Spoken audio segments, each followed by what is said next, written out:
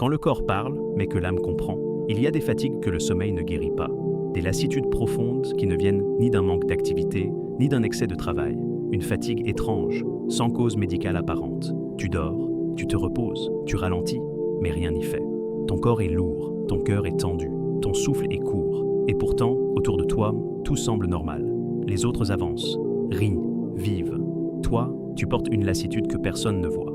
Et tu ne sais pas pourquoi, mais tu sens que ce n'est pas une question de muscles, c'est autre chose. Cette fatigue-là, ce n'est pas une simple baisse d'énergie, c'est un message, une alerte silencieuse, un appel codé, que seul l'élu comprend. Car oui, certains êtres sont choisis, non pas pour briller en public, mais pour supporter en secret. Et leur combat commence là où le monde ne regarde pas, à l'intérieur. Peu de gens en parlent, parce que ça semble abstrait. Pourtant, de nombreux croyants sincères et engagés traversent cette phase étrange, là où leur corps semble leur dire « stop ». Et s'ils écoutaient vraiment, ils comprendraient. Ce n'est pas une invitation à abandonner, c'est une invitation à revenir, à Allah, à l'essentiel, à soi, car parfois, Allah t'arrête non pas pour te punir, mais pour te protéger. Il freine ton rythme non pas pour t'humilier, mais pour t'écouter. Cette fatigue que tu ressens, et que c'est peut-être l'effet de charges invisibles que ton âme porte depuis trop longtemps. Des prières retardées, des douleurs intériorisées, des regrets étouffés, des quêtes de sens ignorées.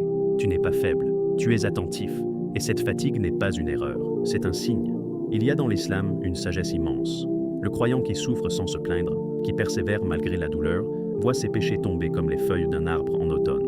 Le prophète, que la paix et le salut d'Allah soient sur lui, a dit « Aucune fatigue, et ni maladie, ni tristesse, ni douleur, ni chagrin, ni préjudice, ni affliction ne touche un musulman, même si ce n'est qu'une piqûre d'épine, sans qu'Allah n'en efface par cela une partie de ses péchés. » Rapporté par Al-Bukhari et Muslim.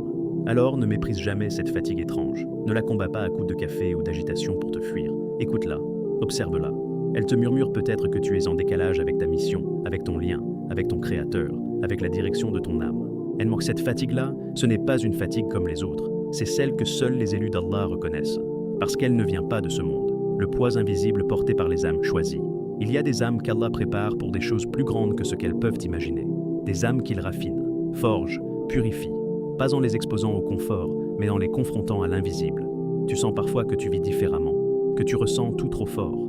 Est-ce que ton cœur vibre là où les autres rient, que tu te poses 1000 questions là où le monde s'endort? Tu ne sais pas encore que derrière tout cela, il y a peut-être un choix divin, car Allah ne prépare pas ses soldats comme les autres. Il les entraîne dans le silence, il les endurcit dans l'épreuve, il les isole parfois, pour leur apprendre à le retrouver. Et dans ce processus, ton corps peut souffrir, mais ton âme, elle, apprend. Chaque douleur est un verset en marche. Chaque soupir est un rappel, chaque fatigue est un message. Tu es en train de changer, tu es en train d'être élevé. Souviens-toi du prophète, que la paix et le salut d'Allah soient sur lui. Lui aussi était fatigué, épuisé, incompris, rejeté. Mais cette fatigue n'était pas une défaite, c'était le prélude de la révélation. Car avant d'être messager pour les autres, il fallait qu'il devienne miroir pour lui-même.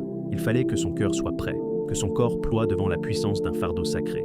Et toi, dans ta petite existence, peut-être que tu vis la même logique. Une préparation silencieuse, une épuration lente, une fatigue que personne ne comprend, sauf toi. Ne la rejette pas, ne la maudis pas, accueille-la. C'est le poids invisible que portent ceux que Dieu façonne.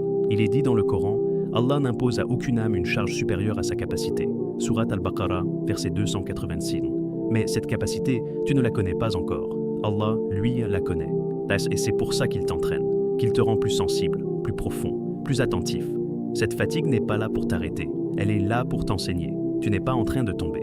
Tu es en train d'être élevé. Et le monde ne comprendra pas, parce que ce processus n'est pas pour le monde. Il est pour toi et pour celui qui t'a choisi. Être élu d'Allah, ce n'est pas avoir une vie sans obstacles, sans blessures, sans solitude.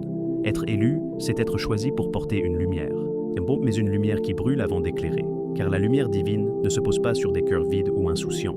Elle se déverse sur ceux qui ont connu le vide, traversé l'obscur, enduré le manque, ceux qui ont pleuré dans la nuit et continué à prier malgré tout. Allah ne confie pas sa lumière à n'importe qui. Il la réserve à ceux qui ont appris à briller, même quand personne ne les voit. Rappelle-toi de Moussa, alayhi salam. Avant d'affronter Pharaon, il a fui, avant d'être prophète. Ainsi qu'il a connu l'exil, le rejet, la peur. Et ce n'est qu'après avoir traversé ce désert intérieur, seul avec lui-même, qu'Allah lui a parlé. « Je t'ai façonné pour moi » Surat Taha, verset 41. Cette phrase ne s'adresse pas qu'à lui. Elle s'adresse à chaque âme que Dieu choisit. Et peut-être qu'au fond de toi, cette fatigue est la trace de ce façonnement. Le symptôme d'une transformation invisible. Oui, tu es fatigué. Mais regarde, malgré tout, tu continues. tu continues à faire le bien, et à invoquer, à espérer, à croire. Même dans la douleur, tu marches vers Allah. Et ça, c'est la preuve que tu fais partie de ce qu'il aime. Ne cherche pas à être compris des autres. Leur regard est souvent trop petit pour saisir la grandeur de ce que tu vis. Ce n'est pas un médecin qui pourra soigner cette fatigue. Ce n'est pas un repos qui pourra l'effacer. C'est une soumission profonde, une connexion avec Allah, une prise de conscience que tu ne traverses pas cette épreuve pour rien. Les élus portent de la lumière, mais cette lumière pèse. Elle isole parfois, elle fatigue souvent, mais elle élève toujours. Alors ne baisse pas la tête. Ne pense pas que tu es en train de tomber. Tu es en train de devenir. Et ceux qui deviennent en passent forcément par la douleur. Ne te blâme pas. Cette fatigue est un honneur, pas une faiblesse. Il arrive un moment où tu te regardes dans le miroir et tu ne te reconnais plus. Tes traits sont tirés, ton énergie s'effrite, ta foi semble vaciller. Et au fond de toi, une petite voix perfide murmure « Tu es faible, tu es en train d'échouer ». Mais cette voix, ce n'est pas toi, et ce n'est certainement pas Allah. Tu n'es pas faible, tu es épuisé par une mission invisible. C'est pourquoi tu ressens cette fatigue étrange, cette lourdeur permanente, ce besoin de silence et de retrait. Non, tu ne fuis pas la vie. Tu cherches simplement quelque chose que ce monde ne peut pas te donner, la paix intérieure auprès d'Allah. Et que dans le silence de tes nuits, dans le poids de tes soupirs, dans la lenteur de tes pas, Allah est en train de te purifier. Il te détache de ce qui t'alourdit. Il t'écarte des distractions. Il t'isole pour te parler. Il t'essouffle pour que tu t'agenouilles. Il te vide pour mieux te remplir. Ce moment que tu traverses n'est pas une descente. C'est une transition, une étape, une station entre ce que tu étais et ce que tu deviens. Il faut du courage pour accepter ça. Et il faut de la foi pour dire « Ya Allah, je ne comprends pas tout, mais je te fais confiance ». Et quand tu arrives à prononcer ces mots avec sincérité, une paix descend sur ton cœur, discrète, douce, solide. Pas une paix bruyante, une paix intérieure qui te dit « Je suis exactement là où je dois être ». Rappelle-toi, la fatigue du croyant n'est jamais vaine. Chaque soupir est compté, chaque effort est récompensé. Et Allah voit tout, il connaît ton cœur mieux que toi-même. Et il sait ce que tu traverses, il sait ce que tu ne dis à personne. Alors lève la tête, frère, redresse ton cœur, sœur. Cette fatigue que tu ressens n'est pas une honte, c'est un honneur. Tu marches sur une voie que seuls les proches d'Allah comprennent. Et si le chemin est lourd, c'est peut-être parce que le paradis est proche. Comment transformer cette fatigue en énergie spirituelle? Allah ne t'épuise pas pour te détruire. Il t'épuise pour que tu recherches un autre carburant. Est-ce un carburant que le monde ne peut ni te donner, ni te voler? Ce carburant, c'est l'énergie spirituelle. Tant que tu croyais que ta force venait de toi, il te laissait avancer. Mais aujourd'hui, ton corps ne suit plus, ton moral vacille. Et c'est là que l'enseignement commence. Allah veut t'apprendre que ta vraie force ne vient que de lui. Alors comment transformer cette fatigue? Comment faire de cette lourdeur un tremplin? Commence par le silence. Ne cherche pas toujours à comprendre. Est-ce à expliquer, à te justifier?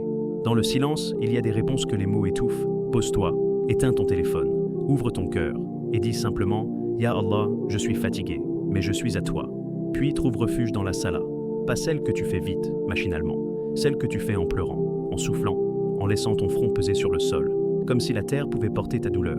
Car dans la prosternation, il y a un secret, c'est quand tu es le plus bas physiquement que tu es le plus proche d'Allah spirituellement.